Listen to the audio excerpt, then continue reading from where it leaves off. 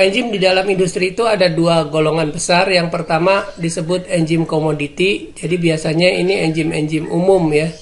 Itu biasanya produksinya banyak ya.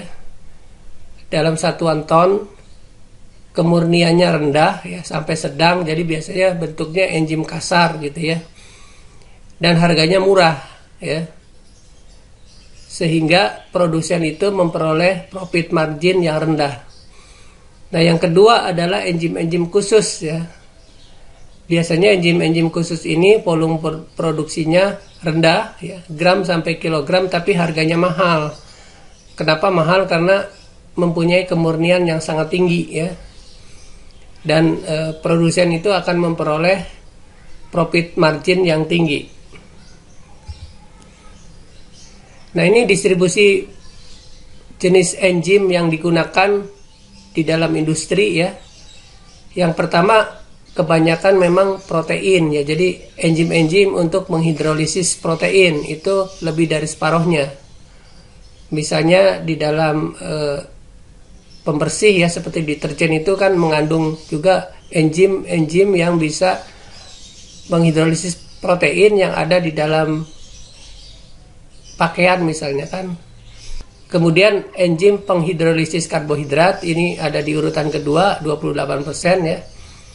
Enzim pemecah atau penghidrolisis lipid ya 3%, dan enzim-enzim untuk tujuan farmasi ya 10%. Nah, ini contoh penggunaan enzim di dalam suatu industri ya.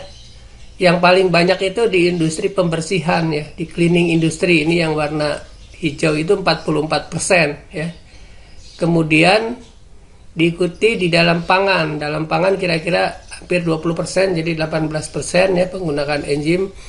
Kemudian di dalam industri tekstil ya 10%, di dalam industri biji-bijian ya, terutama dalam brewing ya. Dalam pembuatan bir misalnya 12% gitu ya. Kemudian ada juga enzim yang digunakan untuk hewan ya. Fed enzim biasanya digunakan untuk meningkatkan daya cerna pakan ya.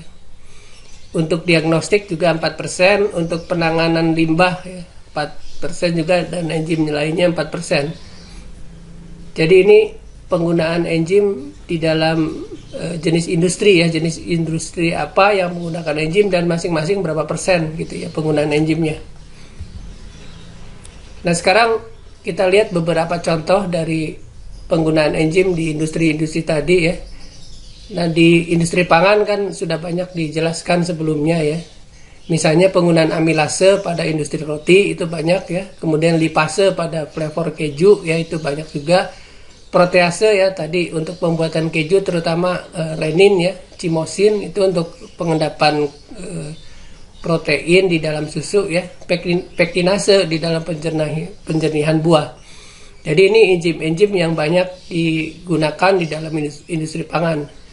Kemudian di dalam industri tekstil itu selulase itu banyak digunakan untuk menciptakan tekstur pada pakaian ya, terutama pakaian-pakaian yang keras seperti jean atau denim ya.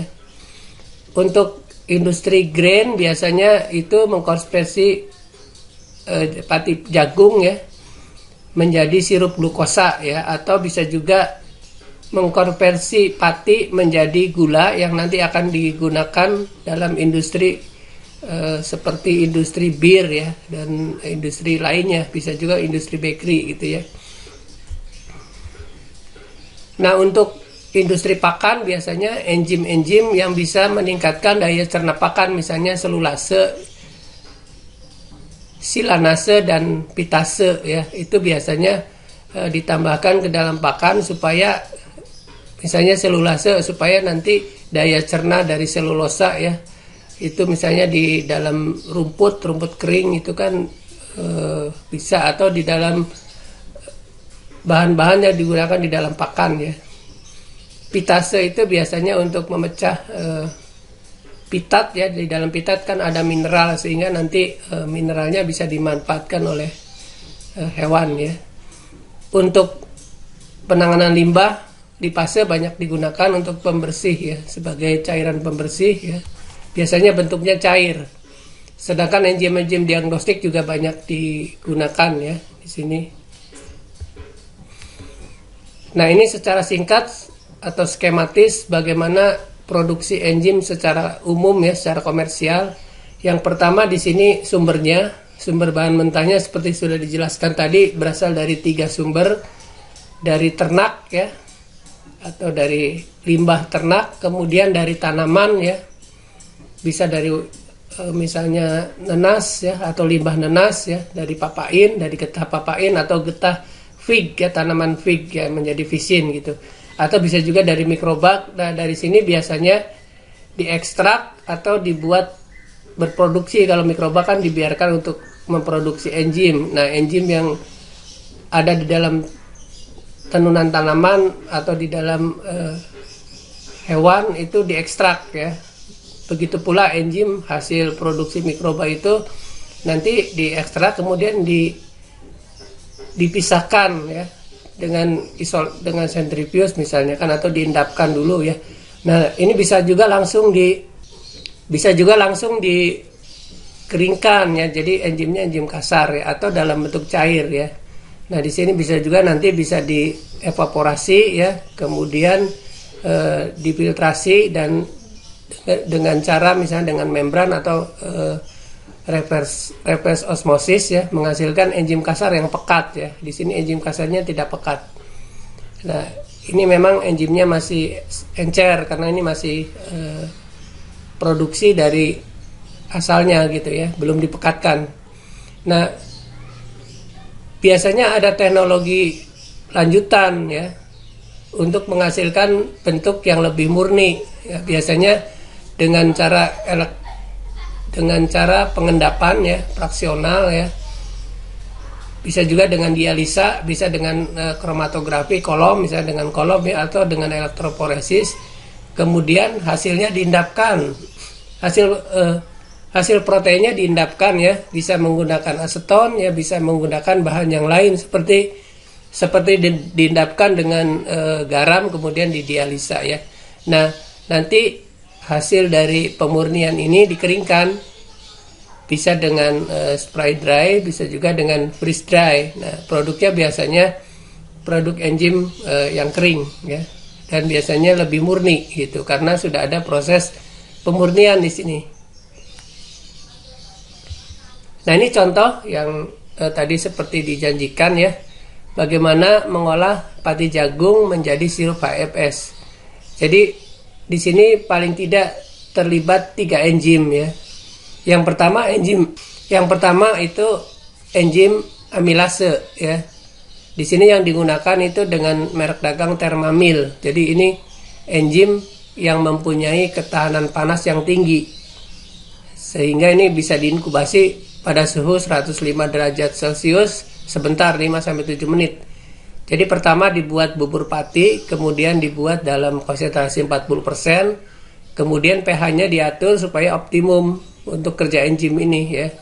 Kemudian karena di sini enzimnya tahan panas, bisa dipanaskan dengan induksi uap panas sehingga mencapai suhu optimum untuk enzim Thermamil ini ya.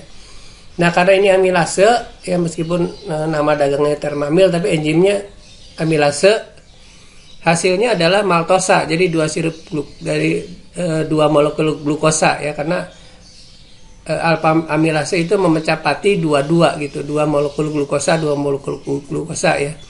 Nah, yang diinginkan kan bukan maltosa, bukan 2 molekul glukosa tapi 1. Nah, untuk memisahkan ini 2 molekul glukosa itu ditambahkan enzim lain ya, namanya enzim amiloglukosidase ya. Jadi amiloglukosidase itu bisa memotong ikatan antara 2 glukosa ya. Nah, caranya tadi kan karena beda pH dan beda suhu ya. pH-nya diatur kembali menjadi 4,5 karena amiloglukosidase itu memang enzim yang menyukai sifat asam gitu. Jadi pH optimumnya 4,5. Kemudian diturunkan suhunya ya, 95. Nah, di sini kemudian dibiarkan memecah maltosa hasil dari pemecahan Thermamil gitu ya. Hasilnya glukosa. Nah, glukosa ini biasanya kemanisannya masih kurang. Nah, kemudian supaya kemanisannya tinggi itu harus dirubah menjadi fruktosa. Nah, untuk ini biasanya ditambahkan glukosa isomerase ya. Dan tentunya nanti suhu dan pH-nya didesain untuk optimum bagi kerja glukosa isomerase. Nah, biasanya ini suhu 60-70 ya. Jadi baru nanti hasilnya adalah sirup fruktosa gitu. Terima kasih atas perhatiannya. Sampai jumpa pada kuliah berikutnya. Terima kasih telah berkunjung ke channel Teknopangan. Jika Anda suka dan berkenan, silakan mengklik tombol subscribe dan tekan lonceng notifikasinya agar Anda tidak ketinggalan dengan video-video terbaru dari channel kita ini. Sampai jumpa pada video Teknopangan selanjutnya.